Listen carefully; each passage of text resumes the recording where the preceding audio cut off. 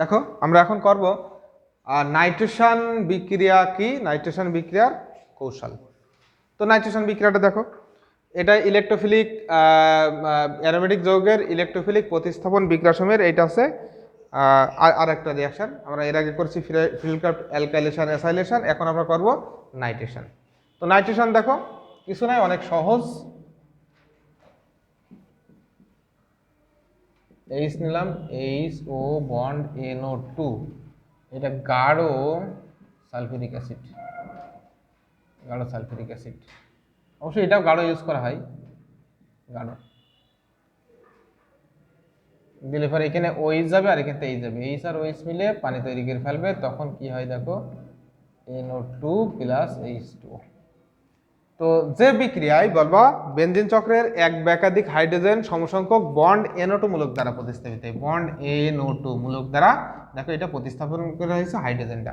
So এই বিক্রিয়াকে তোমার বলা আছে নাইট্রেশন। তো নাইট্রেশন বিক্রিয়ার কৌশলটা দেখো আমরা করতে পারি, নাইট্রেশনের কৌশল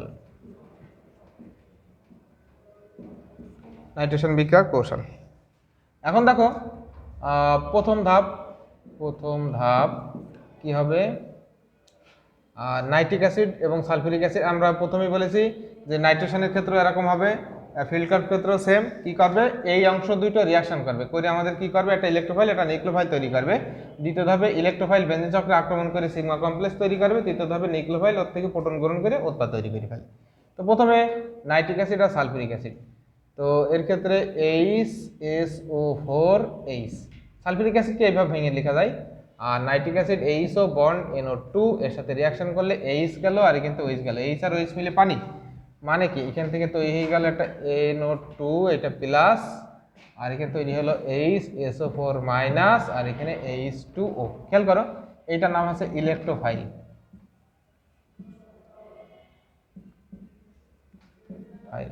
এর নাম হচ্ছে নিউক্লিওফাইল।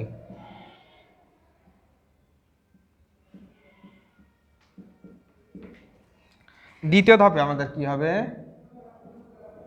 দ্বিতীয় ধাপ অবশ্যই উপরে ভাষাটা লিখে ফেলবো, আমি যেটা বললাম সেটা ভাষা অনুসারে লিখে নিবা। তো দ্বিতীয় ধাপে আমাদের কি হবে দেখো, তোমার ইলেকট্রোফাইল বেনজিন চক্রে আক্রমণ করবে।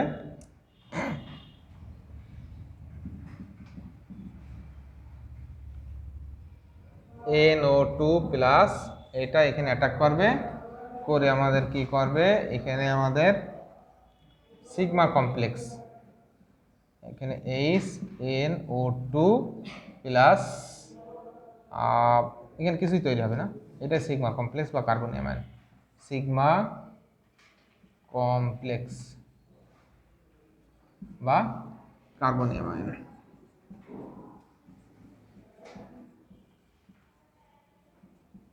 একটা বিষয় লক্ষ্য করো, আমরা এখানে সিগমা কমপ্লেক্সটা আমরা ফিল্ডক্রাফট অ্যালকাইলেশন অ্যাসাইলেশনে কিন্তু দেখাইছি যে এটা কিভাবে হয়, ঠিক আছে, অ্যালকাইলেশন অ্যাসাইলেশনে দেখছি, সুতরাং তোমাদের মনে থাকার কথা। দেখো তৃতীয় ধাপ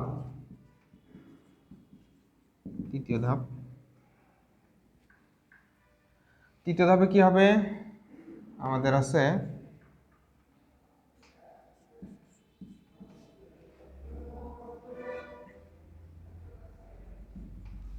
HNO2 এর সাথে আমাদের কি হবে HSO4 মাইনাস, ওই যে প্রথম ধাপের ওটা এখানে চলে আসলে পর আমাদের কি হবে, এখান থেকে ও আছে কি করবে, প্রোটন টেনে নেবে, নিলে পারে আর এই জায়গার ইলেকট্রন জায়গায় চলে আসবে, তখন এখানে বন্ড তৈরি হয়ে গেল, আর এখানে তৈরি হয়ে গেল আমাদের NO2 প্লাস H2SO4। অর্থাৎ বর্ণনাটা আমরা এইভাবে বলতে পারি যে তোমার আছে নাইট্রেশনের সংজ্ঞা দিবা, যে বিক্রিয়ায় বেনজিন চক্রের এক বা একাধিক হাইড্রোজেন সমসংখ্যক নাইট্রোমূলক দ্বারা প্রতিস্থাপিত হয় সেই বিক্রিয়াকে বলে নাইট্রেশন। তো নাইট্রেশনের কীভাবে মেকানিজমটা হয় বলো, প্রথমে গাঢ় সালফিউরিক অ্যাসিড এবং নাইট্রিক অ্যাসিড বিক্রিয়া করে একটা ইলেকট্রোফাইল একটা নিউক্লিওফাইল উৎপন্ন করে। ইলেকট্রোফাইল বেনজিন চক্রে আক্রমণ করে, বা এভাবে বলতে পারি বেনজিন চক্রের পাই ইলেকট্রন ইলেকট্রোফাইলকে অ্যাট্রাকশন করে একটা সিগমা কমপ্লেক্স তৈরি করে। থার্ড ইয়েতে নিউক্লিওফাইল সিগমা কমপ্লেক্স থেকে একটা H plus, only H plus গ্রহণ করে নিজে সালফিউরিক অ্যাসিডে পরিণত হয় এবং সিগমা কমপ্লেক্সকে আমরা নাইট্রোবেনজিনে পরিণত করে। কমপ্লিট। তবে এখানে একটা জিনিস আছে যে স্যার এই জায়গাটায় সালফিউরিক অ্যাসিডের ভূমিকাটা কি? অন্য যে কোনো অ্যাসিড তো নিতে পারতাম, সমস্যা তো ছিল না। দুইটা কাজ করে, একটা সালফিউরিক অ্যাসিড কাজ করে যেটা এই যে নাইট্রেশনে আমাদের সালফিউরিক অ্যাসিডের ভূমিকা দুইটা। একটা হচ্ছে কি, আমরা সালফিউরিক অ্যাসিড একটা নিরোধক। দেখো লক্ষ্য করো, আমরা সালফিউরিক অ্যাসিডের চেয়েও কিন্তু শক্তিশালী অনেক অ্যাসিড আছে, সালফিউরিক অ্যাসিডের চেয়েও অনেক শক্তিশালী অ্যাসিড আছে।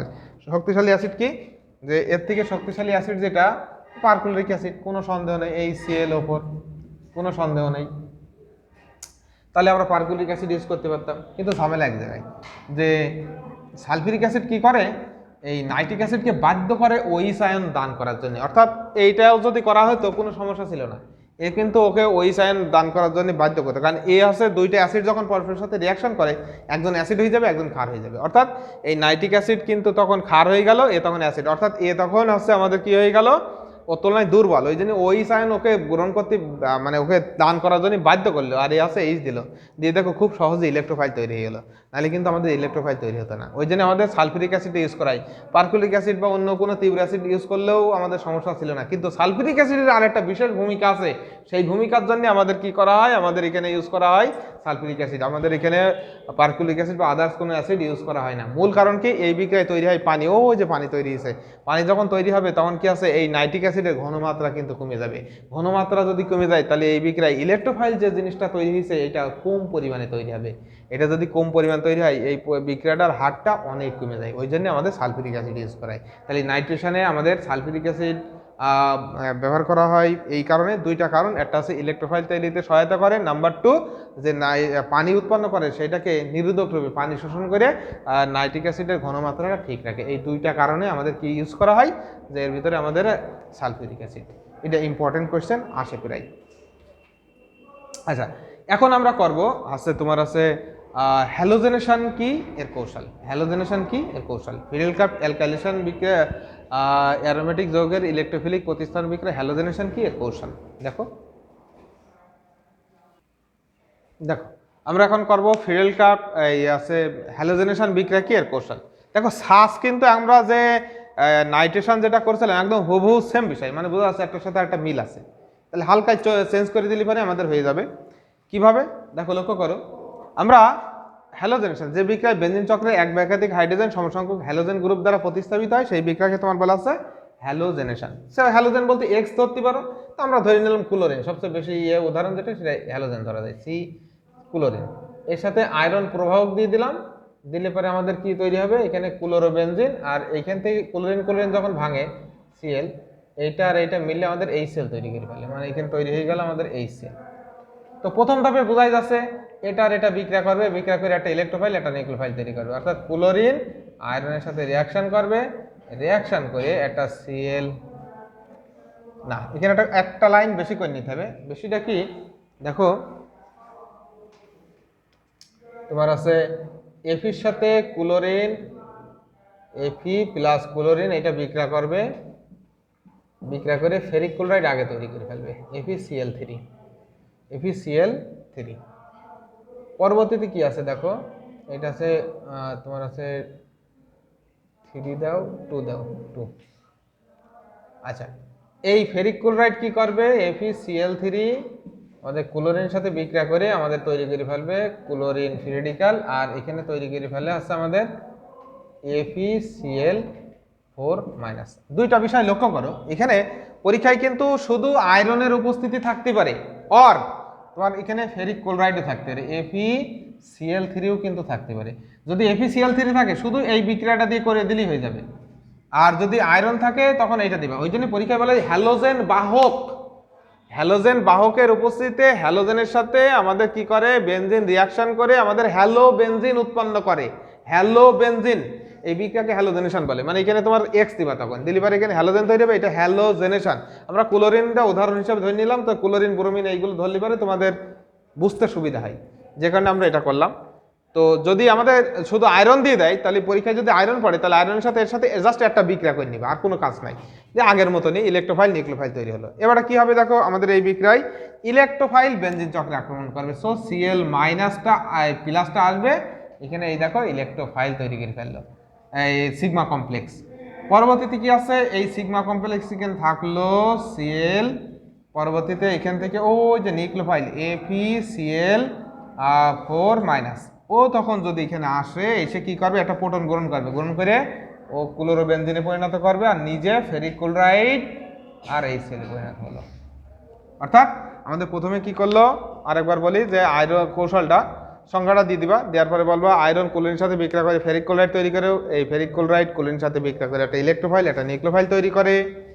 ইলেকট্রোফাইল বেনজিন চক্রে আক্রমণ করে একটা সিগমা কমপ্লেক্স বা কার্বনিয়াম আয়ন তৈরি হয়, পরবর্তীতে নিউক্লিওফাইল সিগমা কমপ্লেক্স থেকে একটা প্রোটন গ্রহণ করে তোমার আছে কি করে, হ্যালোবেনজিনে পরিণত হয়। এইটা আছে মোটামুটি হ্যালোজেনেশনের কৌশল। এখন আমরা আরেকটা করব সালফোনেশন। সালফোনেশন কি এর কৌশল, সালফোনেশন কি এর কৌশল।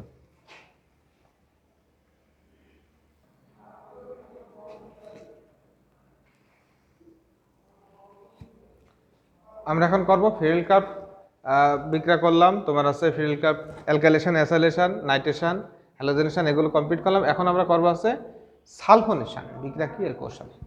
তো দেখো সালফোনেশন বিক্রিয়াটা হচ্ছে এইটা, যে বিক্রিয়ায় বেনজিন চক্রের এক বা একাধিক হাইড্রোজেন সমসংখ্যক বন্ড সালফোনিক অ্যাসিড গ্রুপ দ্বারা প্রতিস্থাপিত হয়, SO3H। অর্থাৎ এর ক্ষেত্রে কি হবে, এই OH এর সাথে চলে গেল, গেলে পরে আমাদের কি হবে, SO3H হলো, আর এখানে H2SO4। আমরা সেই আগের স্ট্রাকচার ফর্মে খালি বসাই দেবো। তো দেখো মানে হ্যালোজেনেশন যেটা করলাম ওই ফর্মে খালি ওই মূলকগুলো তাড়া যাবে, মানে মিল আছে সবগুলো, একটা করলেই বাকিগুলো সব পারা যাবে, ওই জন্য আমরা আগের সেই ফর্মটা এটা রেখে দিলাম। দেখো এবারে কি হবে, প্রথমে আমাদের আছে ইলেকট্রোফাইল এই রিয়াকশন করবে 2 অণু সালফিউরিক অ্যাসিড, কারণ এইটা মানেই কিন্তু তোমার আছে সালফিউরিক অ্যাসিড, জাস্ট পানি মেরে দিলে ওটা সালফিউরিক অ্যাসিড হয়ে যায়। তো এখন কি আছে, 2 অণু সালফিউরিক অ্যাসিড বিক্রিয়া করে, বিক্রিয়া করলে আমাদের একটা ইলেকট্রোফাইল একটা নিউক্লিওফাইল HSO4 মাইনাস, আর এর সাথে তৈরি হয় হাইড্রোনিয়াম আয়ন তৈরি করে ফেলে। একটা বিষয় লক্ষ্য করো স্যার, এই যে ভদ্রলোক যেটা তৈরি, এত প্লাস মাইনাস কিছু নাই, তাহলে ইলেকট্রোফাইল হয় কি করে, মনে রাখবা এটা হচ্ছে বলে পশম ইলেকট্রোফাইল। কি বলে, পশম, যার চার্জ থাকে না, এই টাইপের ইলেকট্রোফাইল গুলোকে বলা হচ্ছে পশম ইলেকট্রোফাইল। সে দেখো এর স্ট্রাকচারটা যদি দেখি আমরা, এ দেখো অষ্টক অসম্পূর্ণ, চারিপাশে দেখো 6টা ইলেকট্রন আছে, অর্থাৎ এখানে রেজোনেন্স হয় আর কি। এটা এখানে টান দিল, তখন এই ইলেকট্রন আবার তোমার চলে আসে এখানে, এর ইলেকট্রনটা তখন আবার এখানে চলে আসে, এইভাবে এটা নেগেটিভ হবে, একবার এটা নেগেটিভ, এটা নেগেটিভ, কিন্তু এই কেন্দ্রে হচ্ছে সবসময় পজিটিভ চার্জ হবে, আংশিক পজিটিভ হয়, আর এগুলো হচ্ছে নেগেটিভ হয়। তো এইগুলো নেগেটিভ হওয়ার কারণে তোমার আছে কি আছে, এটা ইলেকট্রোফাইল রূপে খুব ভালোভাবে কাজ করতে পারে, এটা ইলেকট্রোফাইল রূপে ভালোভাবে কাজ করতে পারে। তো দেখো প্রথমে কি হয়, ইলেকট্রোফাইল বেনজিন চক্রে আক্রমণ করবে, SO3, এইটা বিক্রিয়া করলে SO3 মাইনাস, তাকে ইলেকট্রোফাইল তৈরি হয়ে গেল, এটা সিগমা কমপ্লেক্স। পরবর্তীতে কি আছে, SO3 মাইনাস HSO4 মাইনাস, ও কি করে এখান থেকে প্রোটনটা নিয়ে এইটা SO3 বেনজিন সালফোনিক তোমার আছে অ্যাসিড তৈরি করবে। তো এখানে কি হবে, H2SO4, অর্থাৎ বলো প্রথম ধাপে সালফিউরিক অ্যাসিড ভাঙবে, ভেঙে আমাদের ইলেকট্রোফাইল নিউক্লিওফাইল তৈরি হবে, ইলেকট্রোফাইল বেনজিন চক্রে আক্রমণ করে একটা সিগমা কমপ্লেক্স তৈরি করবে, সিগমা কমপ্লেক্স তোমার আছে নিউক্লিওফাইল একটা প্রোটন গ্রহণ করে, সিগমা কমপ্লেক্স থেকে গ্রহণ করে নিজে সালফিউরিক অ্যাসিডে পরিণত করে, এবং সিগমা কমপ্লেক্সে বেনজিন সালফোনিক তোমার আছে বেনজিন সালফোনেটে পরিণত করে, বেনজিন সালফোনেট, এইটা বেনজিন সালফোনেট। পরবর্তীতে কি করবে, এই যে বেনজিন সালফোনেট থেকে SO3 মাইনাস, ও তখন কি করবে, ওই যে হাইড্রোনিয়াম আয়ন তৈরি হয়েছিল আমাদের, এই হাইড্রোনিয়াম আয়ন H3O প্লাস, ও কি করবে এখান থেকে একটা প্রোটন গ্রহণ করে, প্রোটন যখনই গ্রহণ করে ও তৈরি করবে SO3H, আর এটা H2O। দেখো এই প্রোডাকশন আর এইটা কিন্তু হুবহু এক, এই মেকানিজমে এই বিক্রিয়াটা সংঘটিত হলো। ঠিক আছে, তো আমরা এখানে তাহলে কি দেখলাম, ফিল্ড কাপ অ্যালকাইলেশন বিক্রিয়া, নাইট্রেশন দেখলাম, তোমার আছে হ্যালোজেনেশন দেখলাম, সালফোনেশন দেখলাম, সবগুলো একই টাইপের। সুতরাং এটা মানে তোমরা এই ভিডিওটা কয়েকবার দেখবা, একবার দুবার তিনবার দেখবা, দেখবে একদম ফুল ক্লিয়ার হয়ে যাবে। এরপরে একবার বাসায় লিখবা, একবার বা দুইবার লিখবা, আশা করি সমস্যা হবে না। ওকে, ঠিক আছে, আল্লাহ হাফিজ।